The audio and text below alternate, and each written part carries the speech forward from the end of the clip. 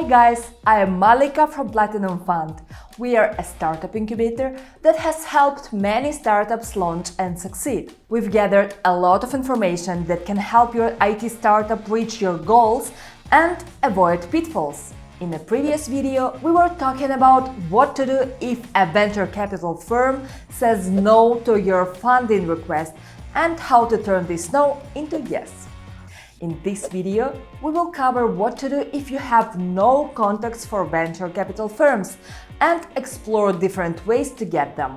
Be sure to watch till the end of the video to learn how you can develop a professional network of investors and get your company off the ground as soon as possible.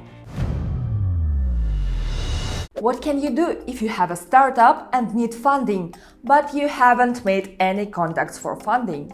Where do you even start? This is the problem of the majority of startups.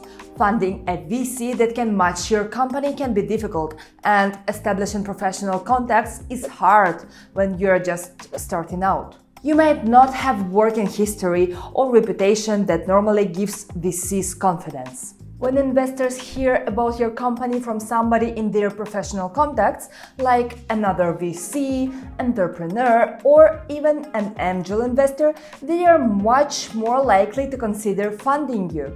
But if you don't have a lot of professional relationships with industry players, a VC will be much more cautious about investing.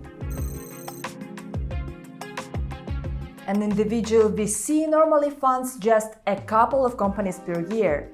These companies are chosen from the 20 to 30 startups they meet during the year, but there are hundreds of startups that want to get funding. It can be hard to stand out from the crowd, especially when so many startups are created by ex-industry players looking to enter a new specialty. In most cases, VCs rely on their network of contacts for recommendations. Their contacts help them choose from hundreds of new startups because of their reputation. After all, unwise investments are not beneficial to them, and they're looking to earn money too. That's why, if you still believe that you can submit your business plan to each and every contact you randomly find, you are wrong. So wrong. But if you don't have contacts and you cannot send your business plan out to contacts you do find, how can you start to build a network that will yield results? First, grow your professional network. It's time to start networking and attending events such as the ones you can find on OnChain Lab. This tool lets you filter events based on your criteria and save them in the list of favorites. If you don't like using a service, check out Events Today bot on the Telegram chat app.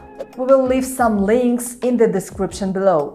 If that's still not enough, well, you're in the right place. Drop us an email to get an extensive database of top IT companies' founders. Check out the description below the video if you need some instructions. So what's important here is that you need to get in touch with the right people and do it personally. Even if you contact thousands of entrepreneurs, if you are not in anyone's network, it won't help you. You have to find those rare people who can put you in a VC firm's good graces. Get those people's trust, and you're on your way to getting a firm's trust. There is a lot of hungry fish in this pond, and you need to find a way to rise above. Remember to ask yourself, why should they pick me? Prepare everything for a meeting with an investor well in advance of the actual meeting. You are going to need a detailed business plan and a pitch that will impress. The best approach is to have a semi or fully working product, service, or prototype. If it's not in beta or a very attractive alpha, your job is going to be so much harder. Better yet, if you already have people using your product, even if it's just beta testers, you're going to fare a lot better.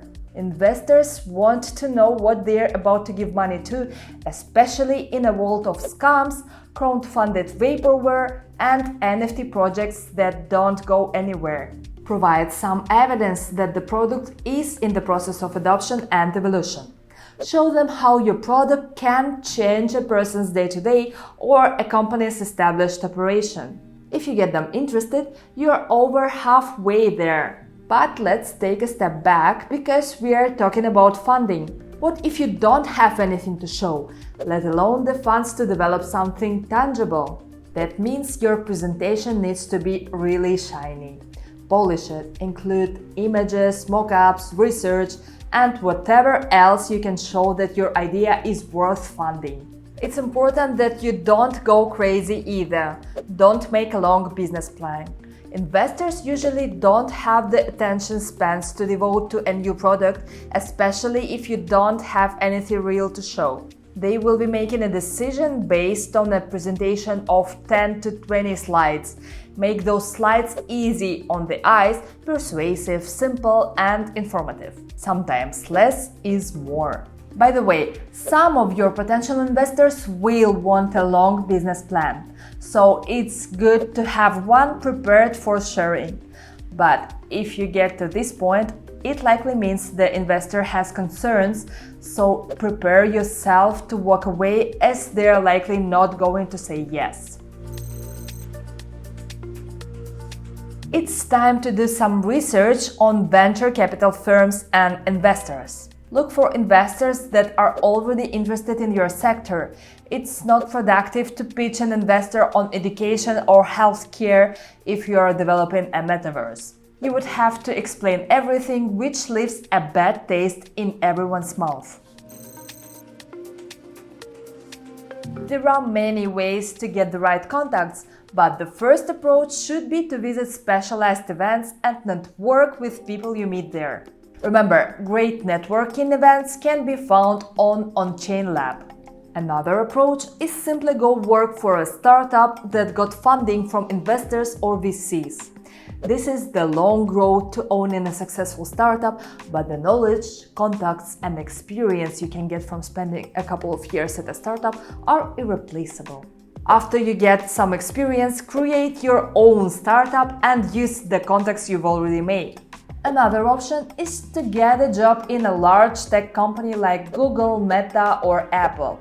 This is going to be top level when it comes to making contacts, though the experience will also be great for selling yourself.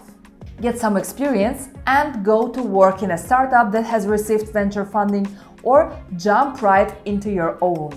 There are, of course, other options, but these are the ones that are most viable.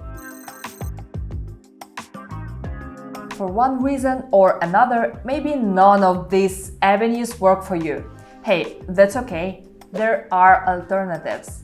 If you are still studying, join some extracurricular groups, bonus points if they're related to the field you want to work in. You will find contemporaries there, and some of those people are going to go on to work in VC firms or know people who already work there. Every person you meet has a network, and by making friends and acquaintances, you are gaining access to the network. Remember to read blogs about VC firms and investments. These blogs will often explain what they want from a startup. Sometimes they may even invite readers to comment, which is also a way to make impressions. Every venture capital fund differs in how they communicate with people online. Reading their blogs will help you to understand their thought process. Communicating with them will help you to get a clearer idea of what they're interested in when it comes to a startup investment opportunity. Sometimes VC firms can solicit their readers' email pitches. Some VC funds prefer to communicate on Facebook or Twitter. In such cases, you can get in touch with them there.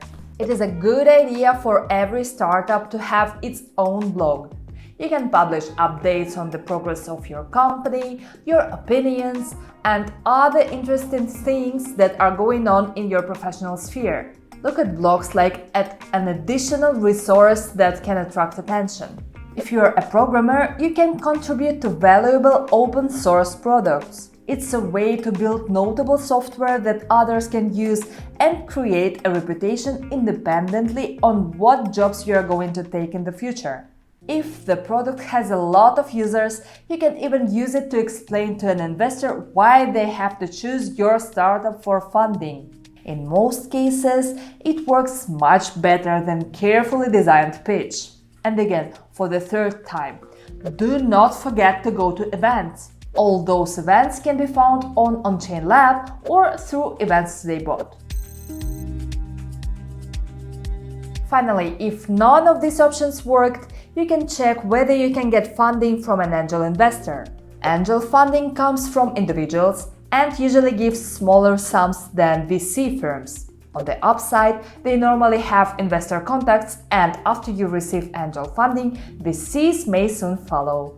In the very worst case, you can work part-time or get a loan from the bank to fund your startup. Stay focused and stay motivated. Startups are not easy, but the only failure is giving up. Now, get out there and start looking for your next fund. In the next video, we will talk about the one major thing every startup needs to succeed. Stay tuned!